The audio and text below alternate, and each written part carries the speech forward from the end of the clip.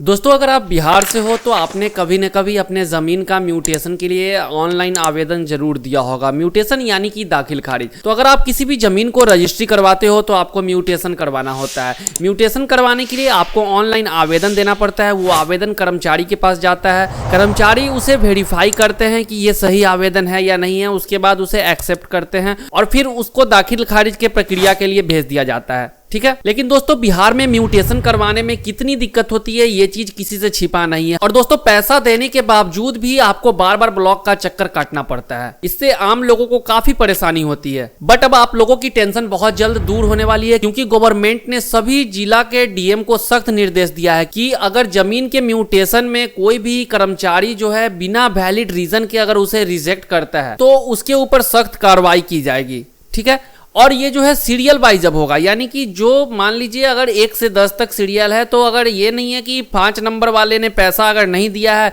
तो उसको छोड़ करके आप 6 नंबर वाले सीरियल को आप कर दोगे। ठीक है, मान लीजिए आपकी अगर कर्मचारी अगर 5 नंबर वाले ने अगर पैसा नहीं दिया और 6 नंबर वाले सीरियल वाले को कर दिया तो क्या होगा? इसके लिए कर्मचारी को एक वैलिड रीजन देना पड़ेगा कि आपने ऐसा क्यों किया, उसमें अगर जमीन में कुछ त्रुटि है तभी वो ऐसा कर सकते हैं। वरना अगर वो बेवजह पैसा के वजह से अगर नहीं करेंगे, एक्सेप्ट नहीं करेंगे, रिजेक्ट कर देंगे तो उन्हें एक वैलिड रीजन देना पड़ेगा। ठीक है, तो ये काफी अच्छी नियम अब निकल के सामने आ रही है। और अगर कर्मचारी ऐसा करते हैं बिना किसी वैलिड रीजन के जमीन के दाखिल खारिज के आवेदन को रिजेक्ट करते हैं तो उनके ऊपर सख्त कार्रवाई की जाएगी। तो दोस्तों इस वीडियो में मैं आपको म्यूटेशन का जो न्यू तरीका है जिससे आप घर बैठे बहुत ही आसानी से म्यूटेशन कर सकते हो, इसके बारे में कंप्लीट प्रोसेस बताने वाला हूं। तो दोस्तों हो सकता है वीडियो थोड़ी लंबी हो जाए, बट इस वीडियो में मैं आपको कंप्लीट प्रोसेस बताऊंगा कि म्यूटेशन आप घर बैठे बहुत ही इजीली कर सकते हो। ठीक है, तो चलिए वीडियो शुरू करते हैं। दोस्तों सबसे पहले आपको गूगल ओपन करना है। यहाँ पे आपको सर्च करना है दाखिल खारिज। जैसे ही आप दाखिल खारिज के लिए सर्च करोगे तो फर्स्ट जो लिंक होगा ये biharbhumi.bihar.gov.in का फर्स्ट वेबसाइट आपके सामने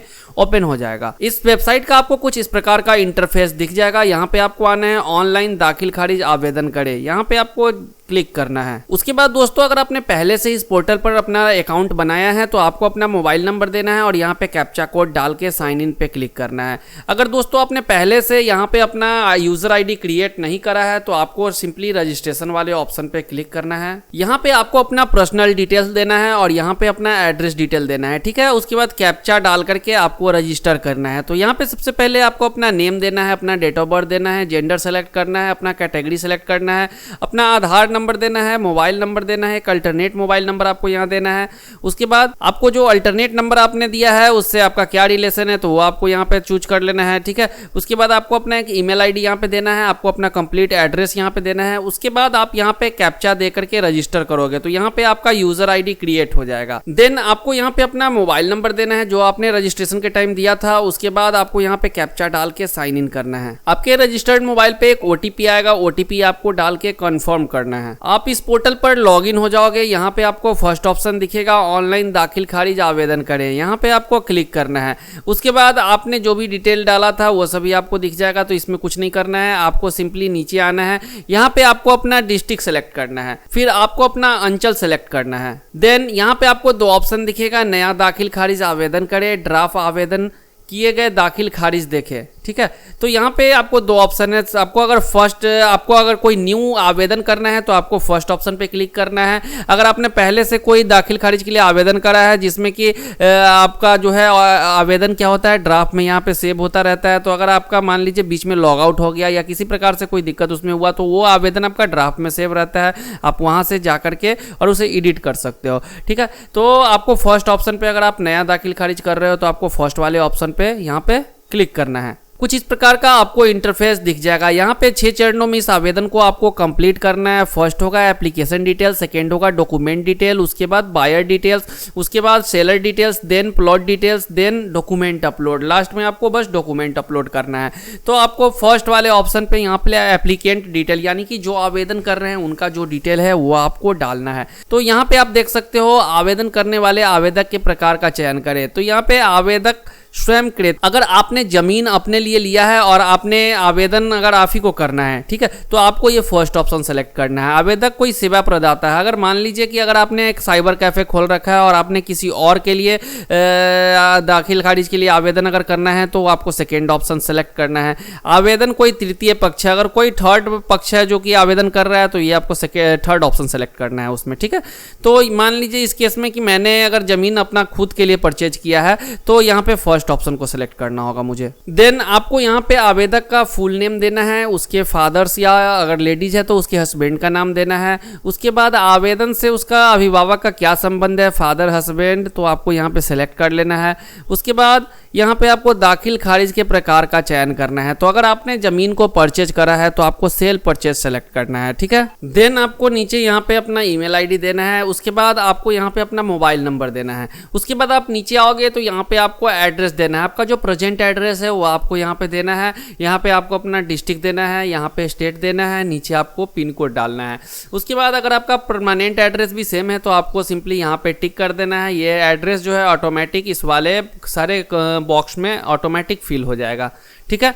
उसके बाद आपको सेव एंड नेक्स्ट पे क्लिक करना है। आप सेकेंड वाले ऑप्शन पे आ जाओगे। यहाँ पे आपको दो ऑप्शन दिखेगा, रजिस्टर्ड डीड या अदर डॉक्यूमेंट। तो आपको रजिस्टर्ड डीड अगर आपने मान लीजिए रजिस्ट्री ऑफिस से रजिस्ट्री करवाया है तो वहाँ पे डीड नंबर आपका होगा। तो आपको क्या करना है, फर्स्ट ऑप्शन यहाँ पे सेलेक्ट करना है और रजिस्टर्ड डीड आपको यहाँ पे सेलेक्ट करके रखना है, ठीक है। और यहाँ पे आपको जो जमीन होगा उसका डीड नंबर होगा, ऊपर में दिया रहता है। दस्तावेज जो भी आपका रजिस्ट्री के टाइम में आपको मिलता है उसमें ऊपर में आप देखोगे तो एक डीड नंबर दिया रहता है, उस डीड नंबर को आपको यहाँ पे डालना है। उसके बाद यहाँ पे आपको रजिस्ट्री डेट, जिस डेट में रजिस्ट्री हुआ है वो देना है। फिर अमाउंट देना है कि आपके दस्तावेज पे अमाउंट मेंशन किया होगा, जिस अमाउंट में जमीन को बेचा गया है या खरीदा गया है तो अमाउंट वहाँ पे मेंशन किया रहता है, तो उस अमाउंट को आपको यहाँ पे लिख देना है। उसके बाद आपको यहाँ पे अपना रजिस्ट्री ऑफिस सेलेक्ट करना है, ठीक है।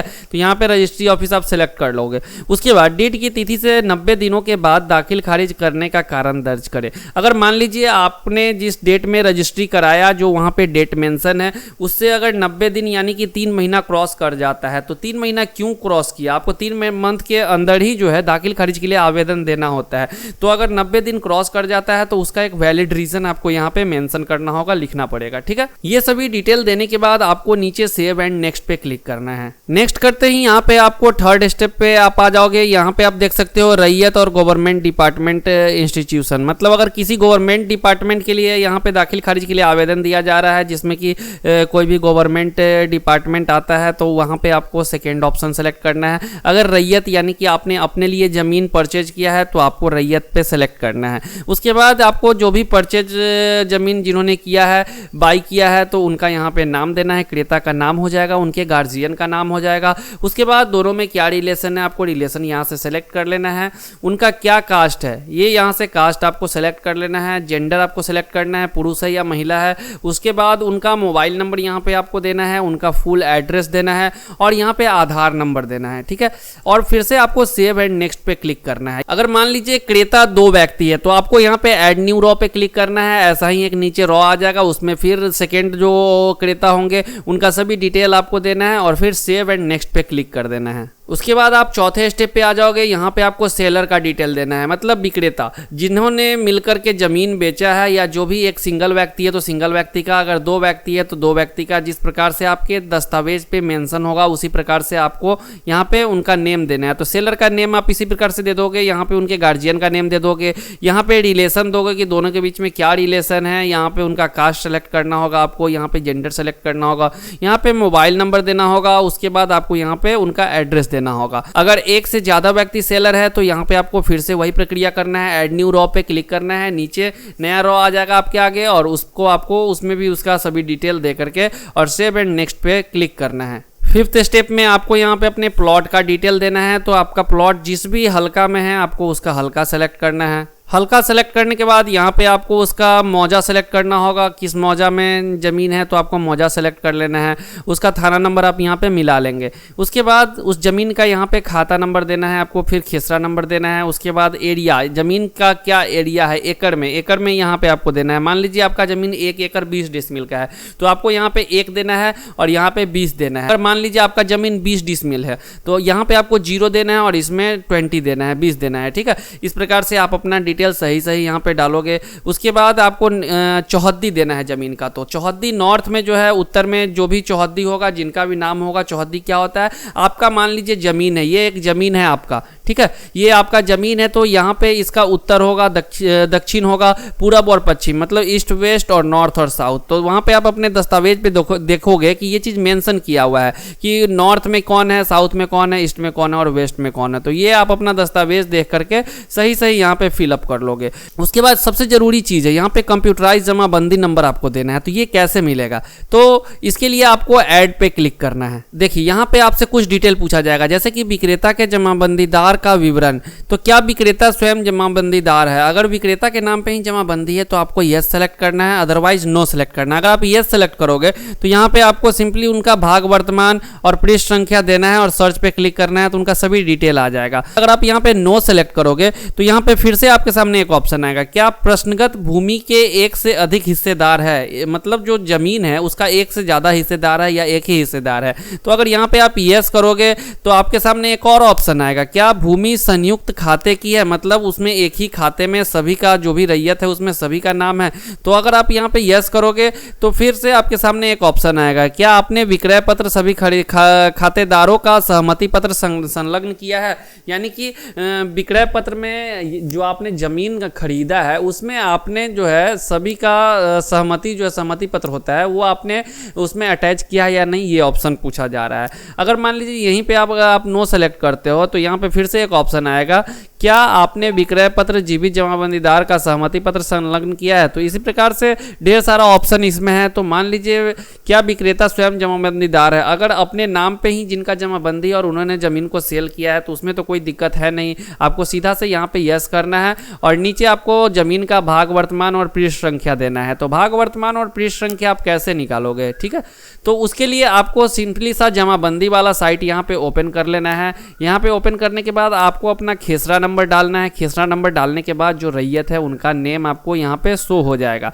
नेम शो होने के बाद आपको उनका यहाँ पे आप देख सकते हो भाग वर्तमान और पृष्ठ संख्या दोनों लिखा हुआ दिख जाएगा। तो यही भाग वर्तमान और पृष्ठ संख्या आपको वहाँ पे देना है। अगर आप यहाँ पे कंप्यूटराइज जमाबंदी नंबर से आप देख करना चाहते हो तो यहाँ पे आपको सिंपली ये जमाबंदी नंबर है, इसको आपको सेलेक्ट करके कॉपी करना है। यहाँ पे आपको आना है, भाग वर्तमान पृष्ठ संख्या आपको नहीं डालना है, कंप्यूटराइज जमाबंदी नंबर पे आपको यहाँ पे क्लिक करके और यहाँ पे जमाबंदी नंबर आपको पेस्ट करके सर्च कर लेना है। जैसे ही आप सर्च करोगे तो जमाबंदी रैयत का जो नाम है आपको यहाँ पे दिख जाएगा, उसका भाग वर्तमान पृष्ठ संख्या सब कुछ आपको यहाँ पे दिख जाएगा। इसका डिटेल अगर आप देखना चाहते हैं तो यहाँ पे आपको क्लिक करना है। तो यहाँ से आप इसका डिटेल देख सकते हो कि कौन सा नंबर है, क्या है, नहीं है, कितना रकबा है, सब कुछ आपको यहाँ पे दिख जाएगा, ठीक है। तो यहाँ पे फिर नीचे आपको बोला जा रहा है क्या उपरोक्त जमाबंदी से जमीन का दाखिल खारिज होना है। तो इसी जमाबंदी से अगर जमीन का दाखिल खारिज होना है तो आपको क्या करना है, यस करना है। यस करने के बाद आपको सेव एंड नेक्स्ट पे क्लिक करना है। आपका जो डाटा है यहाँ पे सक्सेसफुली सेव हो गया, ठीक है। उसके बाद आपको यहाँ पे क्लोज करना है। देन आप नीचे आओगे, यहाँ पे आपको दिखेगा ऐड न्यू रॉ। अगर और भी कोई खाता खेसरा इसमें आपको ऐड करना है तो आपको ऐड न्यू रॉ पे क्लिक करना है और यहाँ पे जो भी खाता खेसरा होगा इसी प्रकार से आप उसको डाल करके यहाँ पे और कंप्यूटराइज जमाबंदी नंबर उसका आपको डालना होगा, वो भी यहाँ पे ऐड हो जाएगा, ठीक है। उसके बाद आपको सेव एंड नेक्स्ट पे क्लिक करना है।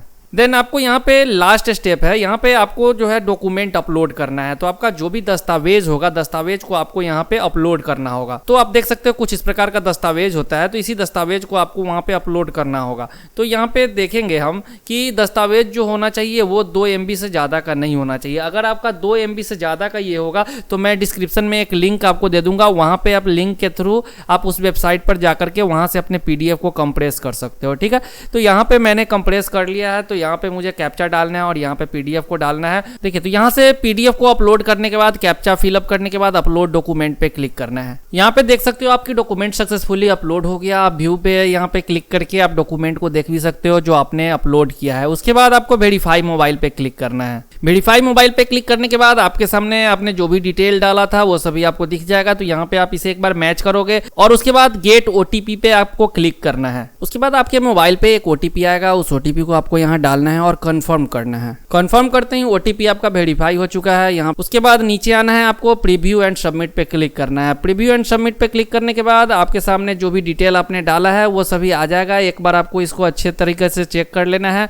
चेक करने के बाद आपको सिंपली यहाँ पे टिक करना है और फाइनल सबमिट पे क्लिक करना है। फाइनल सबमिट पे क्लिक करते ही आपके मोबाइल पे फिर से एक ओटीपी आएगा। ओटीपी आपको यहाँ डाल के कंफर्म एंड फाइनल सबमिट पे क्लिक करना है।